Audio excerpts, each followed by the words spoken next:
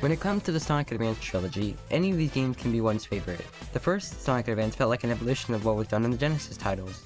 Sonic Advance 3 had the tag team mechanic, allowing players to mix and match characters, which changed what tag actions were available to the player. Tag actions gave players different abilities based on who was the leader and who was the partner. There was also its story connection to Sonic Battle via Emerald and Gemerald.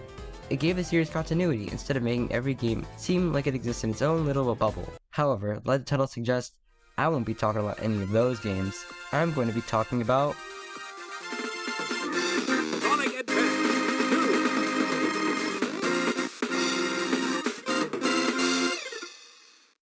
Unlike the first Sonic Advance game, there are actually story cutscenes in the game, instead of the story simply being relegated to the manual, but they mostly only happen when you save a character.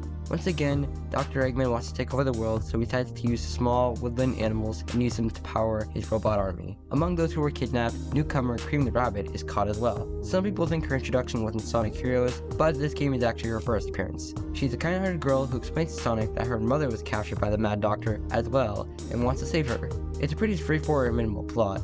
Eggman wants to take over the world, Sonic goes to stop him. It's a tale as old as 1991. Let's move on to the playable character. When you first boot up the game, your only option is Sonic. As for unique abilities, Sonic can do a skid attack. He could also do something called a bound if the B button is pressed in the air. It's similar to the bounds from Sonic Adventure 2. The only moves I used of his were the double spin attack, which is just the instant shield attack from Sonic 3, the homing attack, and the air dash. The air dash is performed by double tapping the D-pad in the direction you are going in, but for some reason, this isn't mentioned in the manual. I'm not sure why, as it's pretty useful when it comes to recovering the speed after hitting a wall or running into an enemy. As you progress through zones, you'll unlock other playable characters. Cream is unlocked in the Forest Zone, and let me tell you something. You know how Tails is considered the easy difficulty? Cream is the easier difficulty. However, it's not her who's the powerhouse, it's her friend, Cheese the Chao. Cream can send out Cheese, and it is my headcanon that this little guy is out for blood. Cheese decimates any enemies they meet and turns bosses into complete jokes. Cream, just like Tails, can also fly in the air, which lasts in the face of actual platforming, although there isn't that much in Advance 2. You'll meet Tails after saving him in Music Planet. He has a standard flight and has a tail swipe move. Knuckles is unlocked after completing Sky Canyon. He can glide, climb walls, and punch. If the B button is pressed in the air, Knuckles will head towards the ground. There's also a bonus character, which is Amy. She has her own special unlock conditions, which will be elaborated on later. Amy can use her Pico Pico hammer. When in the air, she can start spinning her hammer as she spirals downwards. By double tapping the A button, she can do a hammer swirl. Now, onto the core gameplay. Compared to the Sonic games before it, Sonic Advance 2 takes the speed found in previous games and cranks it up a notch. It's almost non-stop. Characters in this game go flying at speeds that they'd never gone before. That leads me to talk about this game's boost mode. If you go fast for long enough, Sonic and Co will enter a boost-like state. It's the predecessor to the boost formula we know today. You know you have entered this mode once the characters start leaving after images of themselves behind. There's also a trick system. By pressing R in a direction on the D-pad after bouncing off of something, you can perform a trick. Pressing up will give you extra height, pressing in the direction you're going and shoots you forward, pressing the opposite direction sends you backwards. Lastly, pressing down will send you towards the ground. There are also launchers and rails. When a character runs onto a ramp, they will be launched forward. As for rails, you just have to jump onto them at the designated area and you start riding. Another thing the manual doesn't tell you is that you can jump off of them during a small window of time to gain extra height or distance. For the launcher, press the A button when you are on it in order to gain extra distance. As for the rails, some of them end in the air and you simply get launched off. Instead, if you jump off just before that happens, you get more height. There's also the spin dash, but you likely won't be using that often. With the gameplay explained, you may be wondering about the zones, which we'll be getting to right now. The game starts off in Leaf Forest. Nothing too interesting, as many Sonic games have their first zone take place in a place filled with greenery.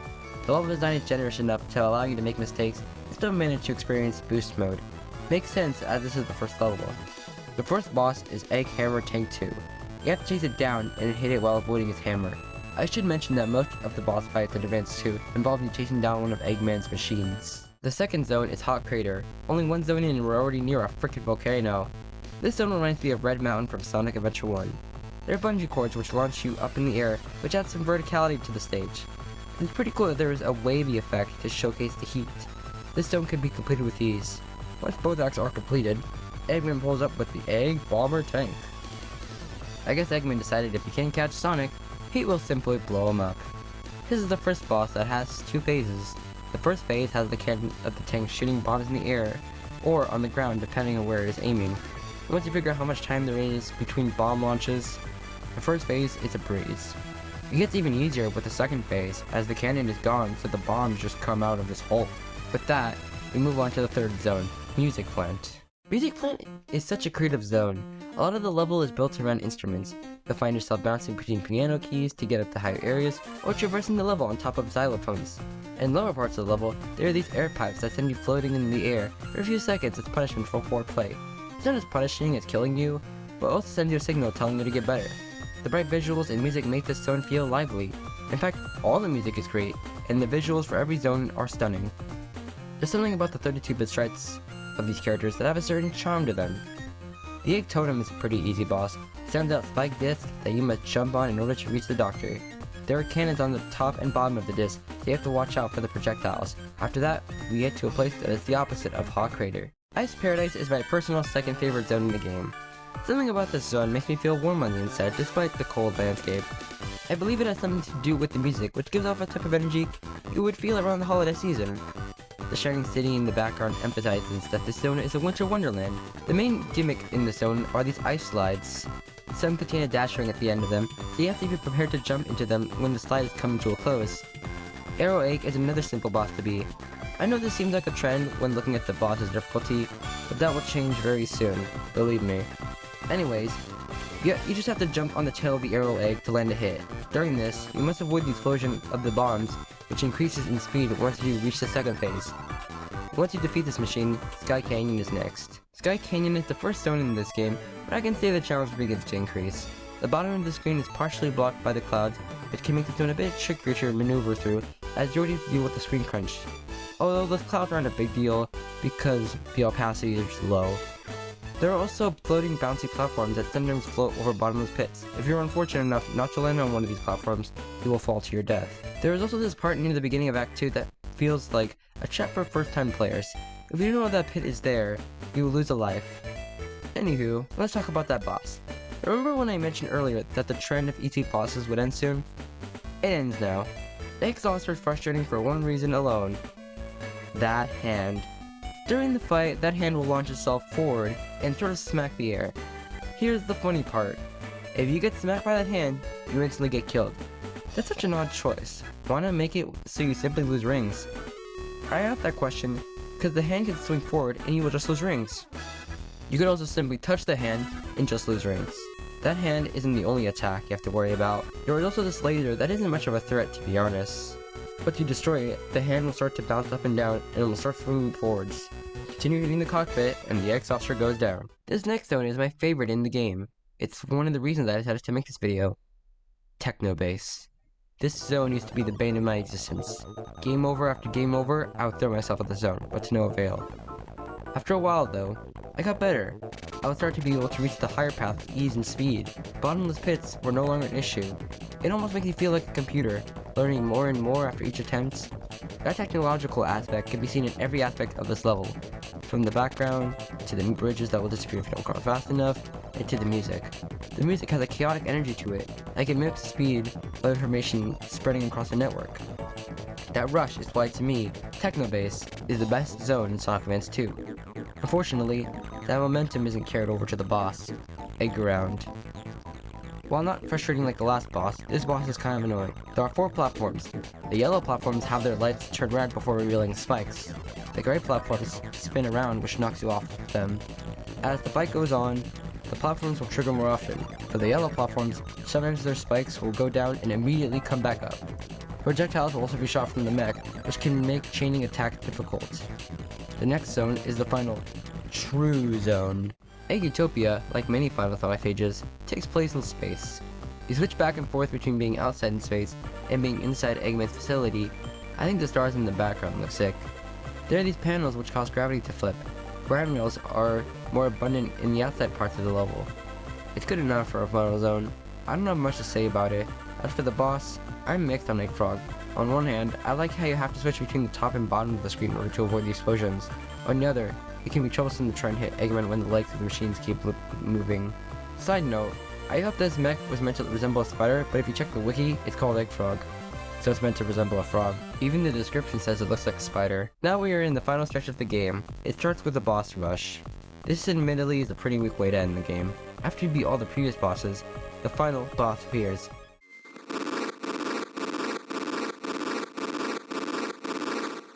Super Egg Robo Z.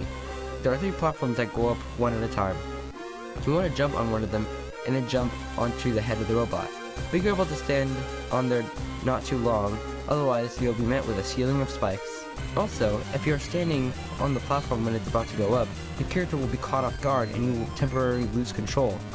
The robot also shoots a beam from its eyes, so you want to make sure you aren't trying to hit it when it's about to shoot.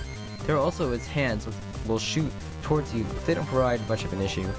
Once you land enough hits, the Super Egg Robo Z will start to explode. The character will make their escape and land in the forest.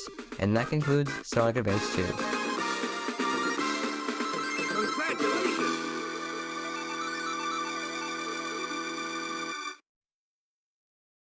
At least if you didn't get the emeralds. If you collect the emeralds, the characters will land in a meadow. In Sonic's route, if you collect all 7 emeralds and beat XX, you will unlock True Area 53. Once selected, a cutscene of Cream's mother, Vanilla, getting kidnapped will play. Everyone runs in, but it seems it is too late. Cream begins to cry while Tails and Knuckles look on in sadness. With no other choice, Sonic uses the power of the Chaos Emeralds.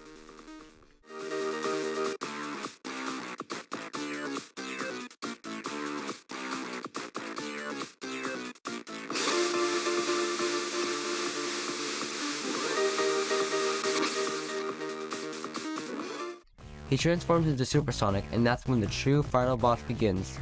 Sonic can dash in order to avoid the projectiles and a laser that will freeze him.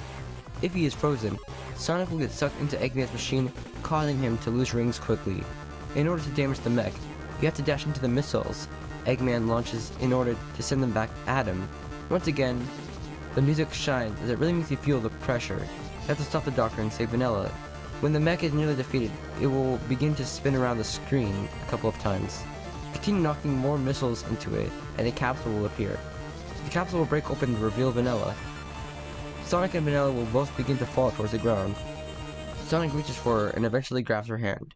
Both of them land safely and the day is saved. During the credits, we see Cream reunite with her mother.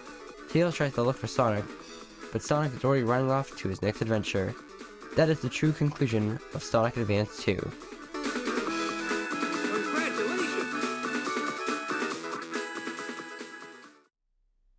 For the past, who knows how many minutes, I've summarized and talked about many aspects of Sonic Advance 2 that I like.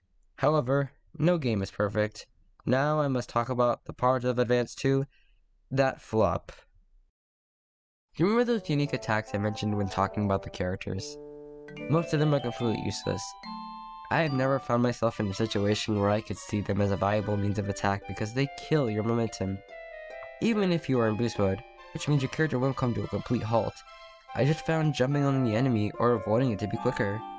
Sonic Advance 2 is built around going fast, so of course, no one wants to go slow to take down a single enemy. The only B button attack move worth using is Cheese, as it allows you to mow down bosses quickly. I also want to talk about the level design. I mentioned that Sonic Advance 2 has a focus on speed. Well, that speed is achieved by sacrificing challenging level design. There are rarely any moments in this game where you have to actively think about platforming. You can just go from one end of the screen to the other without too much trouble. If the game incorporated segments that required the player to truly focus on what they were doing, I think that would make this game challenged or dynamic. There are also just spots where spikes will randomly appear from the ground, which can be irritating when trying to keep your rings. These problems, whilst the flaws, are nothing compared to how you obtain the Chaos Emeralds. In Sonic Advance 2, there are 7 main zones. Each zone houses a Chaos Emerald. In each act, there are 7 special rings.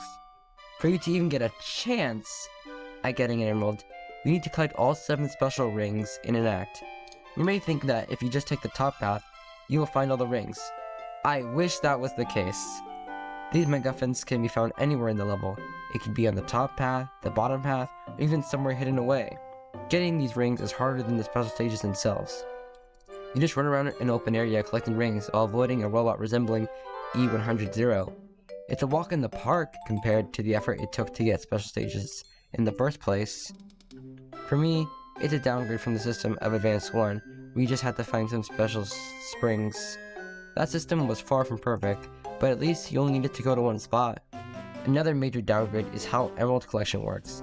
Looking back to Advance 1, if one character collected an emerald, everyone would have that emerald. For example, if you collected every emerald as Tails, you would need to collect every emerald as Sonic to get the true final boss, but now, you need to do that. It's such a baffling decision. Why take something that works and then mess it up? This actually goes back to how you unlock Amy. In order to unlock Amy, you need to get the Chaos Emeralds. For all the characters. That's 28 emeralds. That's going through 7 stages very carefully 4 different times. That's excluding if you have to retry a stage in case you miss a special ring. On top of that, Amy has her own set of emeralds, but that doesn't unlock anything as far as I know. Personally, the effort you need to put in order to unlock Amy is not worth the effort. If you want to play true Area 53 or want to play as Amy, I recommend 2 options. Either grab a save that has everything unlocked, or if you still want to put some effort in, use the lower SP ring requirement hack.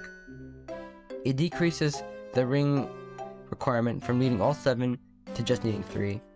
I used this hack during my most recent playthrough because I actually wanted to have some sanity left in me after finishing this video. But even without this hack, I still love this game. Now it's time for me to answer the question of today's video. Why is Sonic Advance 2 my favorite out of the 3 games? In many Sonic games, I believe there are 2 major goals provided to the player when starting a level. There is beating a level or fully completing a level. This can simply mean finishing a level or getting all of its collectibles. Second goal is the mastery of the level. This means knowing the fastest routes to take and knowing how to maintain speed. This is what elevates Sonic Advance 2 for me. The speed you can achieve in this game is so satisfying despite how mindless it may seem at first. The after images increase the satisfaction. It's fun to see how long you can maintain boost mode, or how long you could stay on the top path. I've spent hours of free time in my classes attempting to perfect my runs via the time trial mode. Don't tell any of my teachers, please. I finished my work and I had extra time, I swear. Even the smallest of improvements felt great. I never got those feelings from Advance 1 or 3 to be honest. While those games could be fast, Sonic Advance 2 kept its focus on that. If I had to sum up my feelings, I would say that Advance 2 is my favorite because it not only makes the player feel great for improving, but it also has a way of showing you that improvement in a really enjoyable manner. Now I don't want to end the video just yet. I have one last thing to talk about. It's one of the best things that happened to this series. It's the one, the only, Chao. I know this feature isn't exclusive to Advance 2, but I just wanted to talk about it because, why not? In Sonic Adventure 1 and 2, players could raise their very own Chao. It was a neat feature that many fans are begging Sonic Team to bring back to this day. Well, when the adventure games got re-released on the GameCube, they were given link cable compatibility with Sonic Advance 1 and 2, and most importantly, Sonic Pinball Party. You know, the game that has the ad that goes,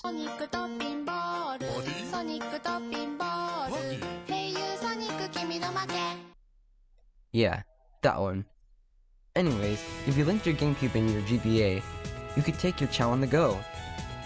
So what can you do with a portable Chao? You can give it a fruit, play a minigame, earn rings, and let me look here. You can pet it. Yep, I think that's all I wanted to say about the tiny Chao garden. I love Sonic Advance 2. I know for many it may be the worst of the trilogy in their eyes, but for me, it has a special place in my heart. It's a game that I will likely return to for years to come. If you didn't like it the last time you played it, I recommend you give it a second chance. If you still don't like it, that's alright, we can all have our own opinions. Speaking of opinions, let me know in the comments below what your favorite of the trilogy is and why. I would love to get a different perspective and see how people view their favorite Advance game. Until next time, this is Adam, signing out.